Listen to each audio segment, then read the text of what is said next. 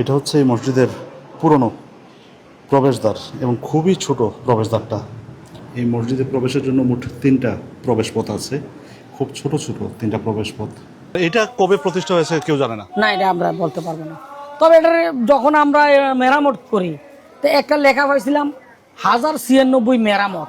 এখন এটা কি বাংলা সাল না খ্রিস্ট সাল না হিজরি সাল তা আমরা জানি না। একজন ভক্ত চাল উঠাইয়া ওনার একটু লোভ হয়েছে, বেশি চাল পেয়ে গেছে, প্রায় 7-8 মণ চাল পাইছে। উনি বললো যে আমি 5 মণ দরবারে দেই, বাকিটা আমি বিক্রি করে দিই। মানে একটা চুরি করার নেশা এসে গেছে ওনার ভিতরে। উনি চুরি করতে গেছে, যখন চালের বস্তা মাথায় নিয়ে এই বাতাই ছড়ি বাজারে আসছে, ওনার চালের বস্তা মাথার মধ্যে আটকাই গেছে। এটা আর ছুটে না। বহু মানুষের চেষ্টা করছে, টান দিলে ওর ঘাড় পর্যন্ত ছিঁড়া যায়, তারপরও বস্তা ছুটে না। তারপর এই চোরকে এখানে নিয়ে আসছে, নিয়ে এসে এই দরবারের পাশে শোয়াই রাখছে। বহু মানুষ ওনারে দেখছে, চোর হিসেবে আখ্যায়িত হয়েছে। 10-15 মিনিট পরে এমনিতে আত্মবাদান বস্তা মাথার থেকে ছুটে গেছে। এটা আমাদের নিজের সাক্ষ্য, চোখে দেখা একটা অলৌকিক ঘটনা। আমরা এখন যে মাজারটায় আসছি, যার মাজার কুমিল্লায়, এটা আসলে কার মাজার আমাকে বলবেন? ওয়াস করেন রহমতুল্লাহর আস্তানা। সাহিত্য আছেন হযরত শাহ কামাল ইয়ামনি রহমতুল্লাহ আলাইহি। সিলেটে যিনি আছেন হযরত শাহজালাল ইয়ামনি রহমতুল্লাহ আলাইহির আপন ছোট ভাই হযরত শাহ কামাল ইয়ামনি রহমতুল্লাহ আলাইহির মাজার। হযরত শাহজালাল রহমতুল্লাহের ছোট ভাইয়ের মাজার এটা, আপন ছোট ভাই। আপন ছোট ভাই। উনি এখানে কিভাবে আসলেন তাহলে? উনি এখানে আসছেন যখন নবীজি ওফাতের পর, পর্দা নেওয়ার পর, জুব্বা মোবারক আশিকা রাসূল হযরত ওয়াইস করুনি রহমতুল্লাহ আলাইহি পাইছিলেন। তখন উনি প্রকাশ পাইছিলেন যে ওয়াইস করুনি নামে একজন লোক আছে, রাসূলের প্রেমিক। রাসূল কোন হাওলাতে আছে সে বলতে পারে। তখন আরবের লোকেরা ওয়াইস করুনির ধ্যান সবসময় ভঙ্গ করতো, কারণ ওনারে বিরক্ত করত। উনি আসলে জন্য শূন্য থাকতে চাইতেন, মানুষের মুখোমুখি থাকতে চাইতেন না। তো এক সময় উনি পানিপথ ভ্রমণ করছে। ইতিহাস সাক্ষী দেয় এই লালমাই পাহাড় হইল মেঘনা নদীর পূর্ব পার। উনি পানিপথ ভ্রমণ করছে। পানিপথ ভ্রমণে ওনার কিস্তি এসে এই যে সামনে যেই জিনিস পুকুর, তারপরে যে তেঁতুল গাছ, ওই তেঁতুল গাছের নিচে লাগছে। আমাদের দাদা পড়দাদাদের ময়বুদ্ধ থেকে শুনছি এই তেঁতুল গাছের সাথে নাকি জাহাজ বা লঞ্চ স্টিমার বাধ্য। এখানে লাগছে, উনি এখানে আস্তানা করছে। সিলেটে গৌরগোবিন্দ রাজার সাথে যুদ্ধে জয়ী হওয়ার পর শাহজালাল ইয়ামনি এই ভারতবর্ষটা পায়ে হাইটা ভ্রমণ করছে ওনারা। যেইভাবে করছে এই লালমাই পাহাড়ে ওনাদের পদচারণা আছে। তখন উনি এখানে আইসা জানতে পারছে এটা আশিকা রাসূল হযরত ওয়াইস করুনির আস্তানা। তখন উনি ওনার ছোটো ভাইরে বলছে যে তোমার ইসলামের দাওয়াত খেদমত লাগবে না, তুমি এই জায়গাটার সেবা করো, এখানে বসে বসে ইসলাম প্রচার করো। তখন উনি এখানে আসেন।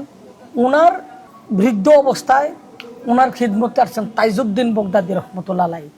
ওই তাইজউদ্দিন বগদাদি রহমতুল্লাহ আলাইহি এই দেশে বিয়ে শাদী করছেন। ওনার 2জন কন্যা সন্তান হয়েছে। একজন কন্যা সন্তান আবার বিয়ে হয়েছিল এক আল্লাহর ওলির সাথে। উনি আবার আল্লাহর জিকির করতে করতে কোথায় গেছেন তার হদিস আমরা জানি না। আর আরেকজন সন্তানের ওলি আওলাদ হিসাবে আমরা খেদমতে নিয়োজিত আছি। আমরা এই পর্যন্ত 18 সিঁড়িতে আছি। আরেকটা অলৌকিক ঘটনা হল যে তেঁতুল গাছের নিচে যে পুষ্করিণীটা, এটা আমাদের এই এলাকায় একজন বিত্তশালী সম্ভ্রান্ত লোক আছে। ওনারা 2 ভাই, সারু গাজী আর ঝাড়ু গাজী। এখন আমি সঠিক আপনার তথ্যটা দিতে পারি না। উনি হজে রওনা দিয়েছিলেন। হজে রওনা দেওয়ার তখন বৃষ্টিতে পাহাড় দস্যা যায়, এই পুষ্করিণীটা নষ্ট হয়ে গেছিল। ওনার স্বপ্নে দেখাইছে তুমি হজে যাইতে হইব না, এই পুষ্করিণীটা খনন করে দাও। তখন উনি আর হজে যায় না, এই পুষ্করিণীটা খনন করে দিয়েছে। হ্যাঁ, এই পুষ্করিণীটা এখনো আছে। এই যে মাজারে উঠলাম, হ্যাঁ, এটা তো অনেক সিঁড়ি। এখানে কতটা ধাপ আছে, কোনো ধারণা আছে আপনার? এই সিঁড়িটা আপনার এটা গণনা মিলানো যায় না। গণলে 2-4টা বেশ কম হয়ে যায়। নামতে গণেন আবার উঠতে গণেন, তবে 100 আপনার 150 মতো সিঁড়ি আছে।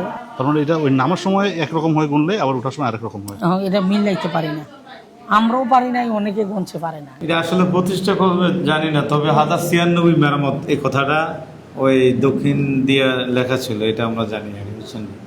অনেক পুরনো, কোন সময় নির্মাণ হয়েছে জানি না, মেরামতের কথাটা বলতে পারি 1096 সালে আপনার মেরামত হয়েছে। আর কে করছেন এটা মানে এটাও জানেন না? এইটাও যে আসলে নাই, অনেক পুরনো তো, কথা বলতেন না, তারাও বলতে পারে, যারা এনেন খাদেম তারাও বলতে পারে না। আজকে মনে করেন আমি তো প্রায় 22 বছরে তাদের থেকে শুনি আইছে, তারাও সঠিকটা বলতে পারে যে কোন আমি সময় হয়েছে। শুনলাম এখানে নাকি হযরত শাহ কামাল ইয়েমেনি একজন নামেরা ছিলেন। আপনার ওই মাজারটা যেটা, এটা হযরত শাহ কামাল ইয়ামানি, এবং আস্তানে হযরত ওসমানী বলা হয়, অর্থাৎ এনে আইসা কিছুদিন ছিল বা এই ধরনের কথা আর কি, যেটা ওই বিশ্বাস ভক্তি আর অন্য কোনো কিছু না। এই আর যাই, তবে অলি আল্লাহদেরকে আসলে স্মরণ করলে পৃথিবীর যেখানে থেকে স্মরণ করে এখান থেকে তাদের তাওয়াজ্জুহ হওয়া যায়, এটা আল্লাহরের রহমত আর কি। ইন্না রহমতাল্লাহি কারিমিনা মুসলিম, এই কোরআন। আর আমি শুনলাম উনি নাকি হযরত শাহজালাল রহমতুল্লাহির ভাই ছিলেন। হ্যাঁ, ভাই বলতে অর্থাৎ সফরসঙ্গী ছিলেন, হযরত শাহ কামাল ইয়ামানি, ইনি ছিলেন হযরত শাহজালাল 360-এর মধ্যে একজন ছিলেন। অনেক প্রাচীন একটা মসজিদ দেখার সৌভাগ্য আমার হলো। জি, এখান তো এই আমাদের শুধু কুমিল্লা জেলার না, বিভিন্ন বিভাগের থেকে, বিভিন্ন জেলার থেকে লোকেরা এসে আসলে এখানে নামাজ টামাজ পড়ে।